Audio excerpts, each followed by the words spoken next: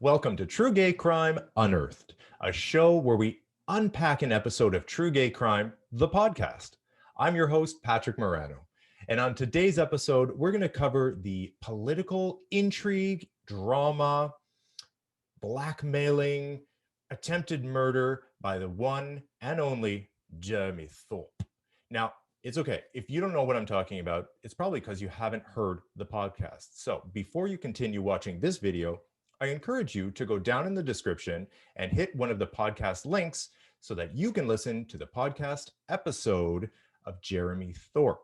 Once you've done that, this whole conversation is going to make a whole lot more sense to you.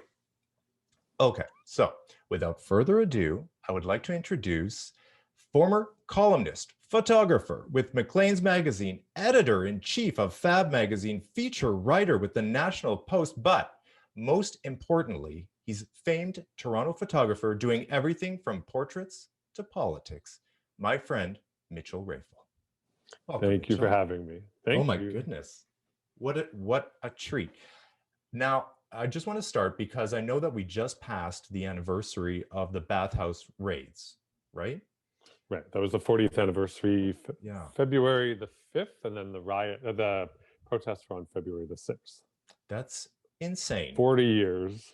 It feels, okay, obviously I was just a baby, but it feels like it's not that long ago, right? Well, it is long ago. I mean, 40 I think is a long time, but I think that it's kind of shows, if you think of you look at sort of the two bookends of queer liberation in Canada.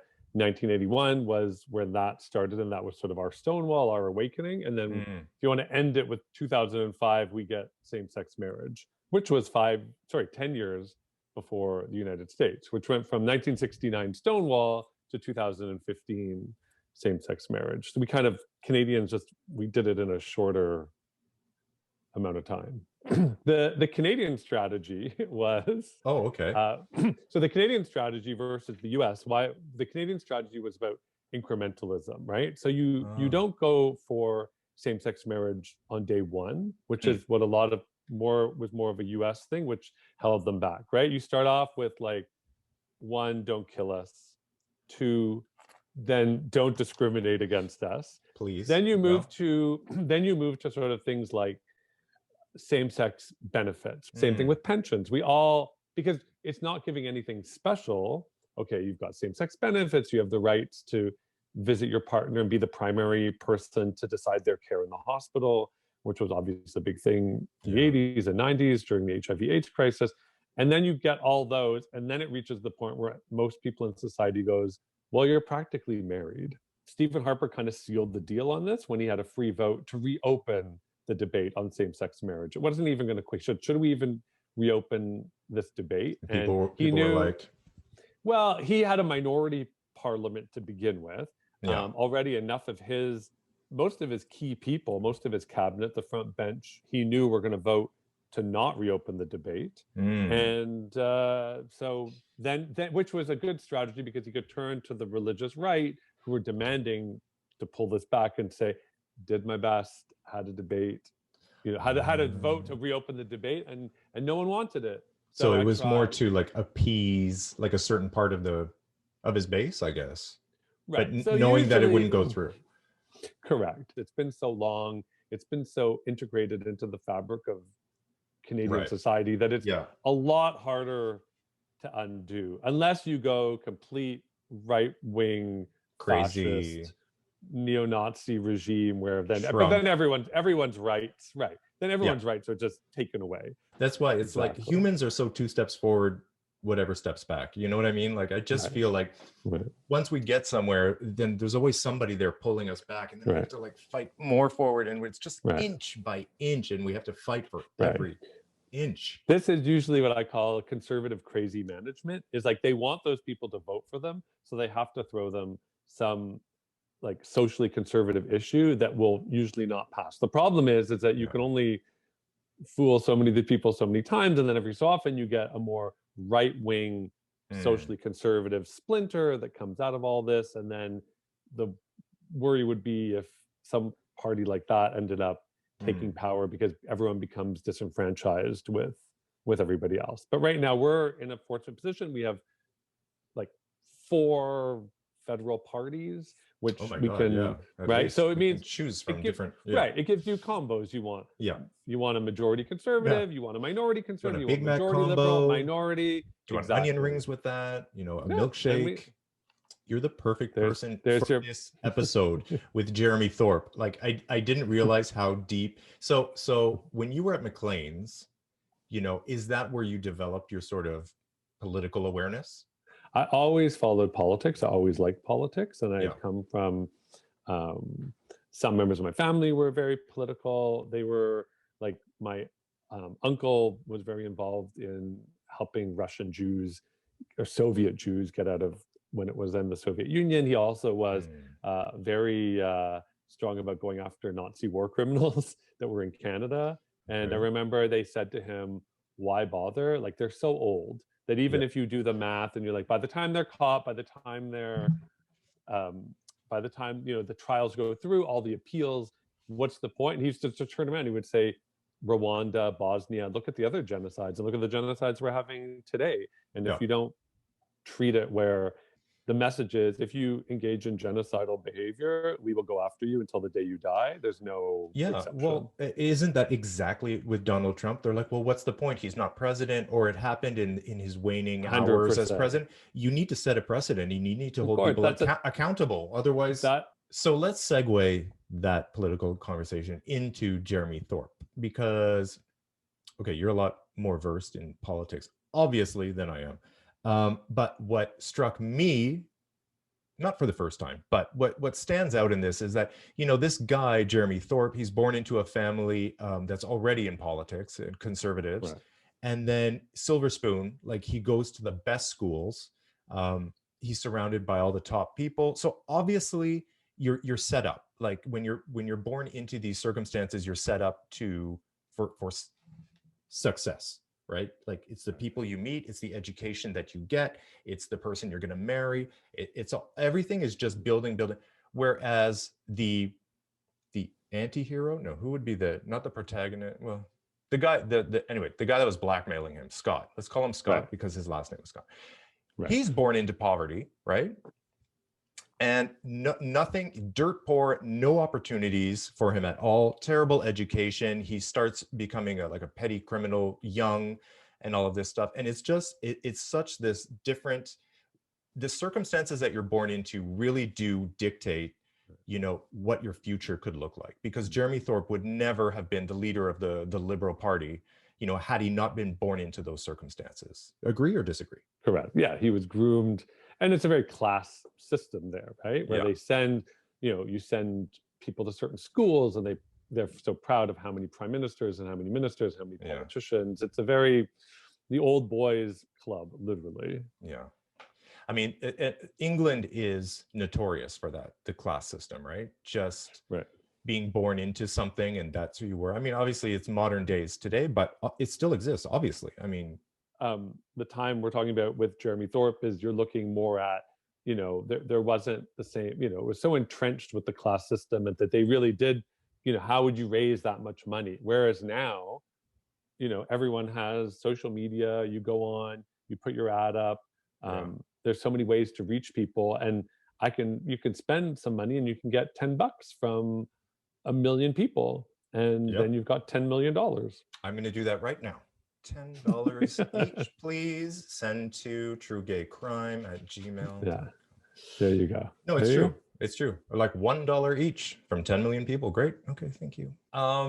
Okay, so let's take that and let's put it into because what I noticed with Jeremy Thorpe and with this Scott guy, for me was a little bit confusing, because in the sense that, okay, so Scott is working as a horse trainer, and he rides and he works in these, like classy elite stables that Jeremy Thorpe visits, because that's what rich people do. They ride horses, and they, they're around horses.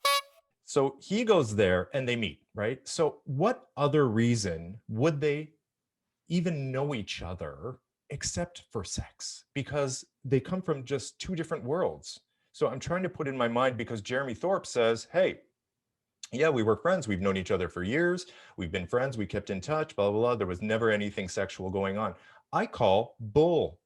Okay. Because, like, I don't understand why somebody in that position with the power, with his connections and his busy, big, busy life would even Right. bother with a horse training Yeah, kid. but then in Right. in the queer world, you also have this history of like the eroticization of sort of who are the masculine, the masculinity, right? You don't think of necessarily like you don't necessarily think of like a lot of politicians, the upper class don't always ooze this like Butch. masculinity, whereas Yeah. he's kind of like maybe attracted to someone because it's like, oh, here's a guy that's like working the stables and working with the horses and stuff like that, and you have this sort of class conflict that's happening, which maybe Thorpe found, was to his taste. And also it's a bit of like, oh, I'm already doing something taboo with the queer stuff. And then it's Yeah. like, I'm also going with someone that you would never expect, right?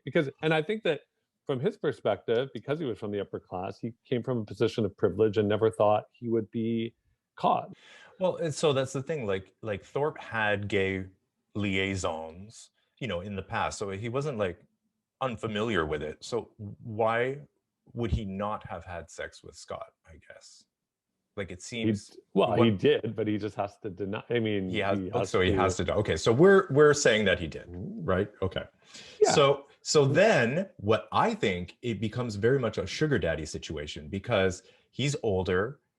This is like classic kind of sugar daddy stuff. He's a little bit older. The guy's younger and sort of destitute and lost and kind of like troubled. And the older guy is like, hey, I can help you out. He finds him a place to live. He tries to find him jobs. He really tries to set him up. Like, Right. for But me, then I also wonder why Scott wouldn't try with other people too, right? Because when he Mm, made that thing of saying that he wasn't gay and that yeah, Jeremy Thorpe made him gay, right. right? Yeah, It's like, yeah, so as if, it's that, yeah, but that's because it's kind of interesting. Like yeah, yeah, why wouldn't you keep a few going? Like if you're realizing like, okay, I can get this from this person, then move to the next person, yeah. and Well, yeah, if you're such a and schemer and a blackmail artist and all this stuff, like, why like don't you maybe have they a actually few on the go? right, maybe they actually had a relationship that Yeah, Scott thought was legit, yeah, right? yeah, And Jeremy Thorpe has to be more, he's obviously looking at his career. I mean, he's looking at his career, but he's also being reckless with these letters, like, oh my God, to so write many letters. and when you think about it, the biggest queer trial in England, which everyone knew about, is Oscar Wilde's trial. And Yeah, they brought all the letters yeah, from, Lord written that he wrote to Lord Alfred Douglas, and that's where the term "the love that dare not speak its name," which is what Lord Alfred Douglas wrote to Oscar Wilde, although people think it's Oscar Wilde's line. And then in the trial, they're like, "What is the love that dare not speak its name?" Like, this was such a huge trial and such a big story that you would think that any like yeah, closeted gay politician would be like, yeah, don't put anything down to paper, which makes you wonder, like, maybe he did at a certain point trust this person, like this person, yeah, found something about them. But it's like, that the letters could be used to blackmail. I mean, you're also like, you went to the top Ivy League school. You can write in euphemisms. You yeah, can, you know yeah, what I mean? Like you don't have to like, yeah, you can, yeah. Write in code. Like, yeah. but and also, why so many letters? Like, there were letters in briefcases and suitcases and folios and left in offices and just like scattered all over the place. I mean, I guess that's how you communicated back then, right? But Right.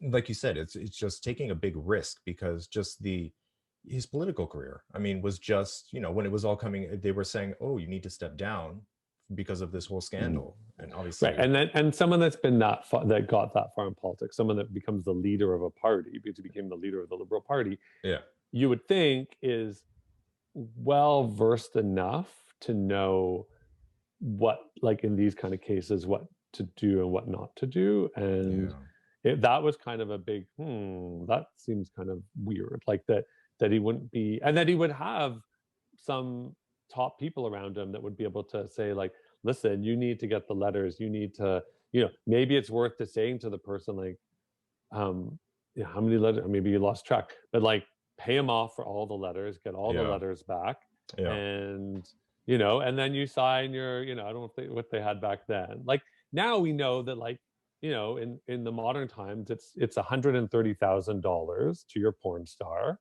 and you sign the non-disclosure because it was two men, because it was gay stuff, right? Yeah. Like Yeah. that, and at a time. And I think Jeremy Yeah. Thorpe said, had this scandal happened today, I don't Yeah. think it would have been. Yeah. It could have easily been brushed aside. The same way that Yeah. like, how many people still voted for Donald Trump after he paid off Stormy Daniels? Oh my God. Right? No, I'm saying like they don't. In fact, Yeah. you would make the argument that like it would be shocking if he didn't pay off. Like with Trump, it would be shocking if you didn't pay off a porn star. Like that's Yeah. just expected, Yeah. right? Like all the crazy stories, the Russian urination videotapes are all Oh, things yeah. that like nobody sits there going like, whoa, really? Like it's everything Yeah. he's done is so He's not fit for predictable. office. Whereas if one of those things, one was done by Barack Obama, Oh my God.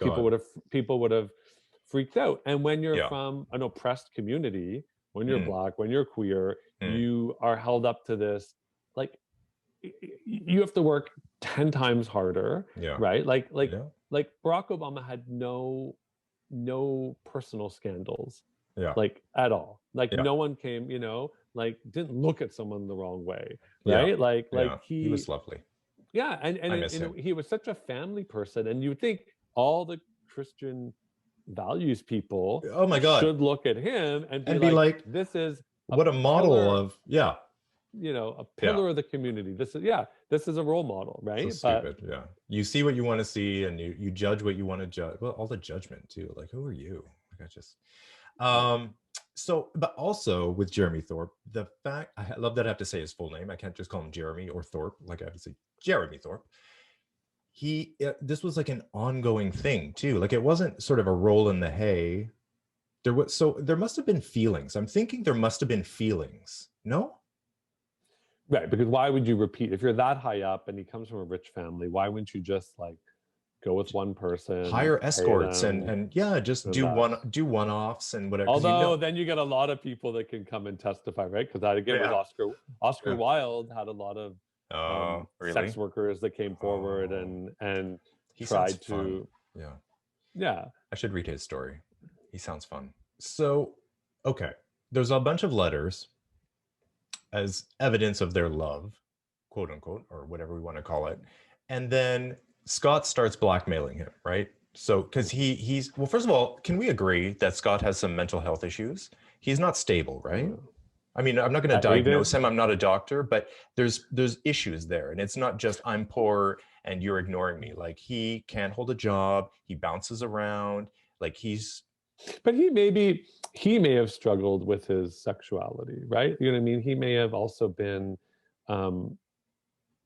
I don't know what his history was before, right? Like, had he been with men before? I mean, did other people come forward and say like, "Oh, I've slept with him"? Maybe he struggled with his identity. Maybe this, maybe, if you think of sexuality on a continuum, and maybe he wasn't fully one or the other, or he was somewhere, and then this did do something to him, and then all of a sudden this wealthy politician is having interest in him, and it sends him on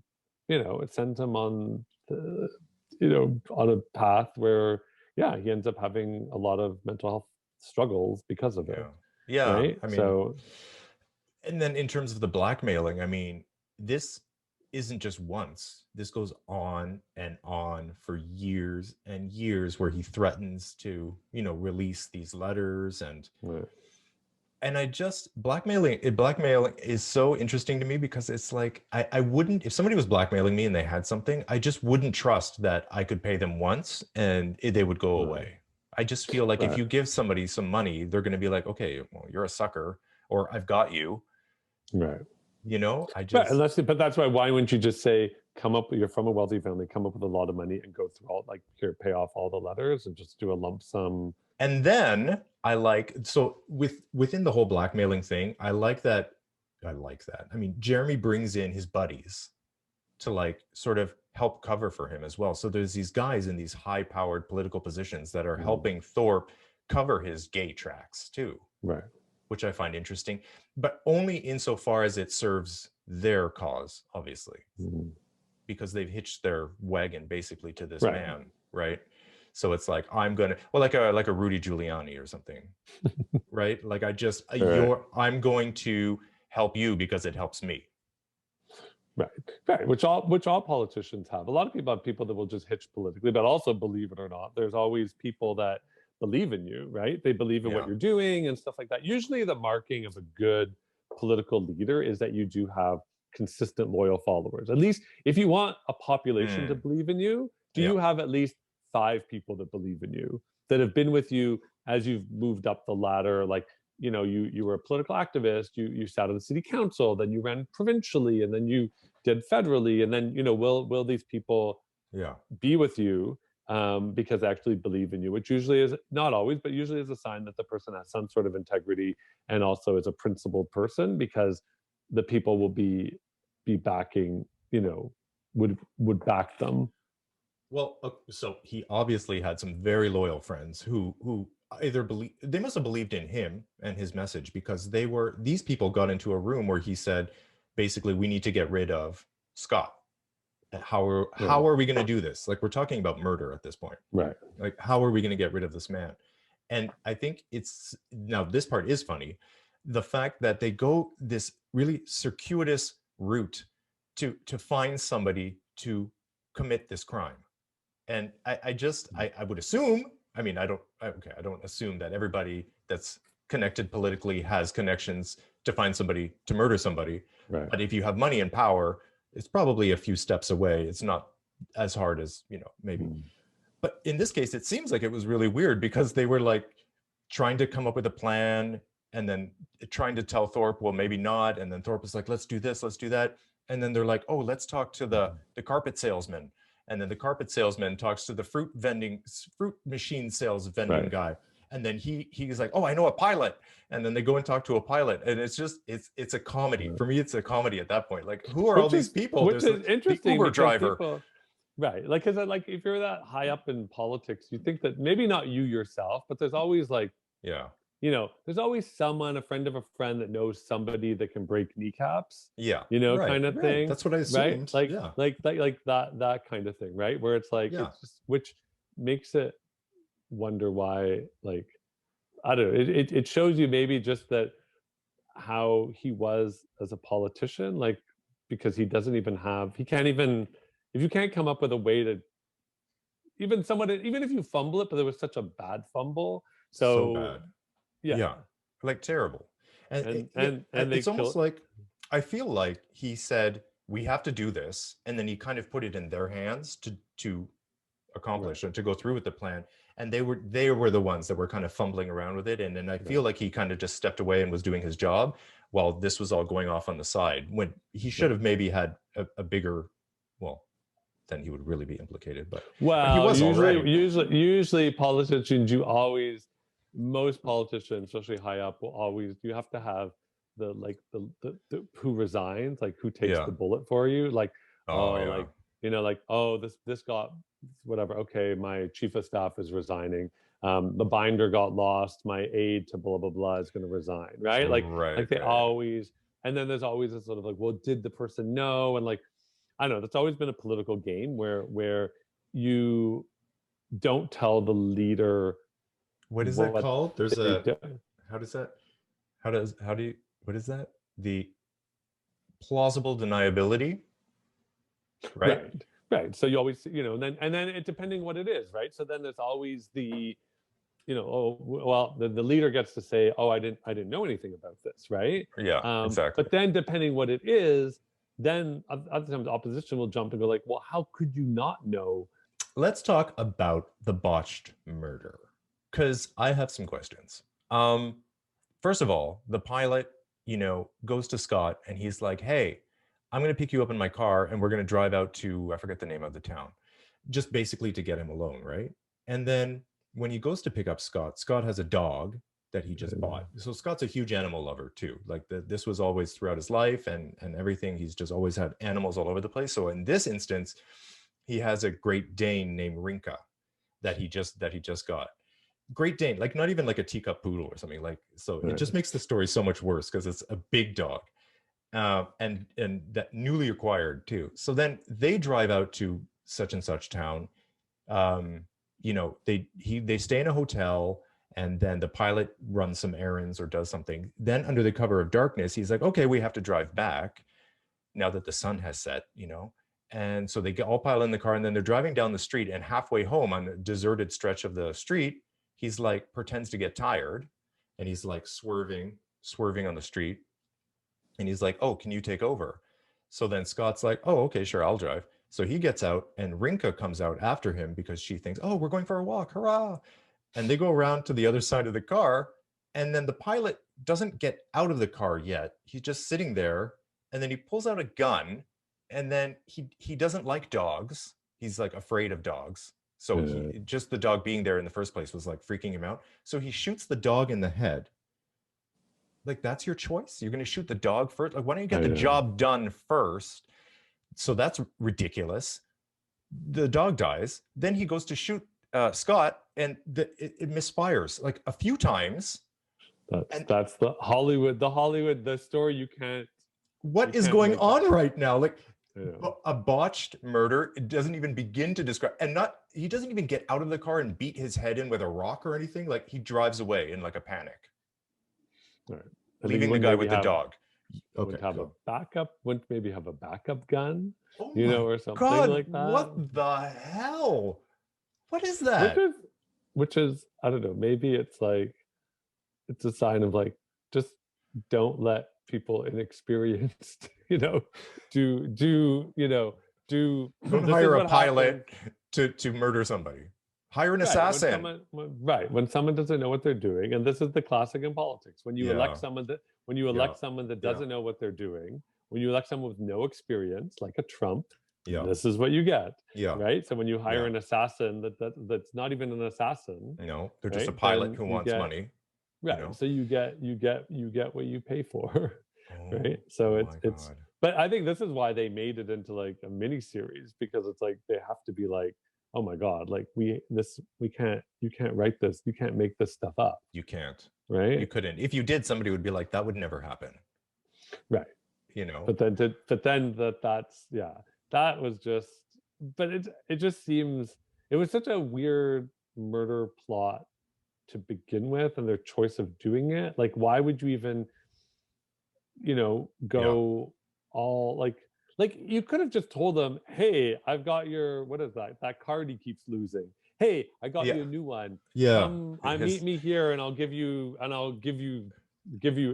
to you, whatever. Meet me at the port of whatever, and I'll give it to you. And then bang, and throw him in the water. Like, what is the big deal? Right. Why do a car? Like, even like out of the, like, even when you think about it, like, why you're going to pull over the road, and you're going to shoot someone at the side of the road. Yeah. And then what are you going to do? Just drive away? Yeah. Then what? You're just going to leave the body there? Right. And then why didn't you just shoot him in the car? I mean, you didn't want to make a mess, I guess. Yeah, because then I don't know what the forensics evidence would have been after that. But and also get out of the car. Like, do it properly. Get out of the car. Right. And then why shoot the dog first? Like, get the job done first. Earn your 10,000 pounds. Like, do the job first, and then finish off the dog if you're feeling frisky. But like, what? And then you just leave? Like, you just panic and run? Like, at least get out of the car and finish the job. Like, strangled him or something. Well, that's what you get. That's what you get. When you don't hire professional. It's like, oh, I'll just get my cousin to fix my roof, and then for one leak. Yeah. And then that's exactly what it is. And then the whole roof just collapses. That is that is a great lesson for all of us. Always hire a professional. That's whether it's your roof or it's a murder. Even the sentencing is like, so they get off basically. And then it occurred to me, I was like, I mean, and it's no surprise that they sort of get off. But then I was thinking, like, if you plan something like that, the fact that it doesn't work out, should that be a determining factor of your sentence? I mean, your intention was to murder somebody. Right. Full on. You didn't do it because you're a loser. I mean, because it all failed and went to pot.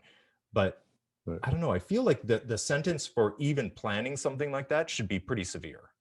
Right, like that's already first degree. Like, had it been, had he been successful in killing him, that would be first degree murder, which is the worst of the worst, right? It's not like people get into a fight, things got out of hand, right? Yeah, you know, you were just going to threaten someone or whatever.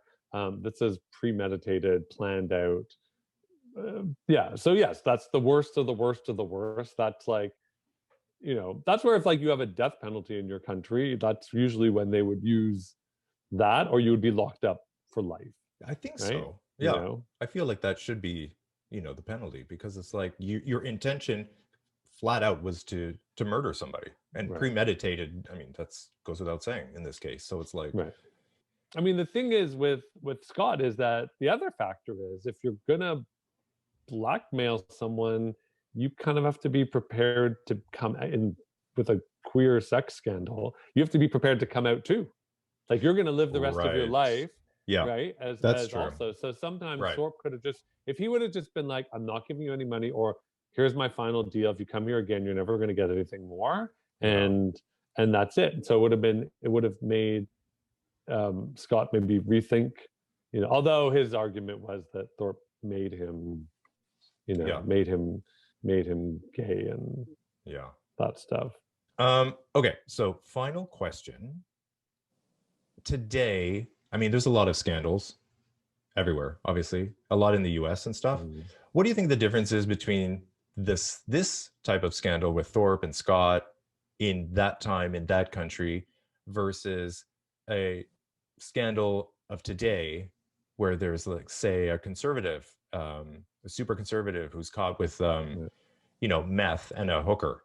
Are there differences in society's reaction, in political backlash, in stuff like that? I think we've become so immune to it, right? Over the years that like you look at it, it's Bill Clinton was impeached because he lied under oath about getting oral sex from somebody, whereas Trump paid off a porn star. And you know, like, look at where we've like and what was considered an impeachable offense and what's now, you know, oh well, you paid off a porn star, so that's nothing, right? It's unfortunately it's always double standards. It's always like, you know, you kind of expect that with certain conservative politicians, it's like they go against things so much, certain things, and then you're wondering like, you're really talking a lot of gay stuff. And then boom, you really hate the gays. Like, why? And then there's that, always they say wherever the Republican, you know, wherever they hold the Republican convention, that city, you see the, you know, all the male escorts get a lot more phone calls, manhunt those days, everything, you know, grinders off the, you know, digging off the, you know, out of control, right, and stuff like that. So you always have that, you know, but I think that it's happened so many times that so many people get immune to it. Now it's also like, I guess it used to be if you presented yourself in one way and then it was like, oh my God, we found out about this, right? Like like Trump is this, like, nothing he's done. I can't even think of anything he's done that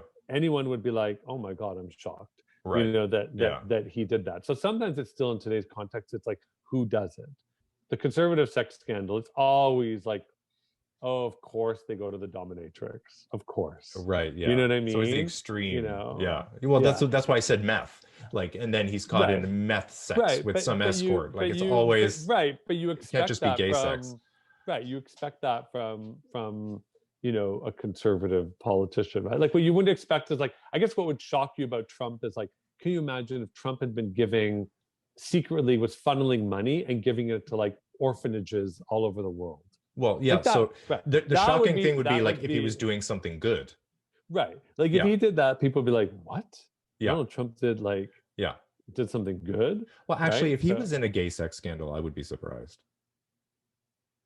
If he had like a gay black lover, depends when, right? Like during now, I think the Council of Queer Elders would send a doctrine out to all of us, would be like, no, you can't even, unless you're sleeping with them, to videotape it and you provide the videotape for blackmail, right? Then so you're saying just as a community, we're just like, no, that's off limits. Unless you unless you videotape it and you release the tape at the appropriate time when needed. Yeah. And you're like, you're like, okay, like take one for the team. Yeah. That'd be so gross. Can you imagine? Look who came to say goodbye.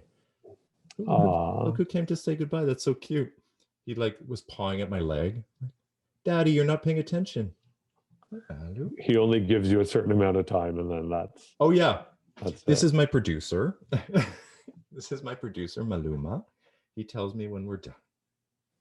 He's very needy. You follow that trap. You look always. Most dog owners look like their dogs. Yeah.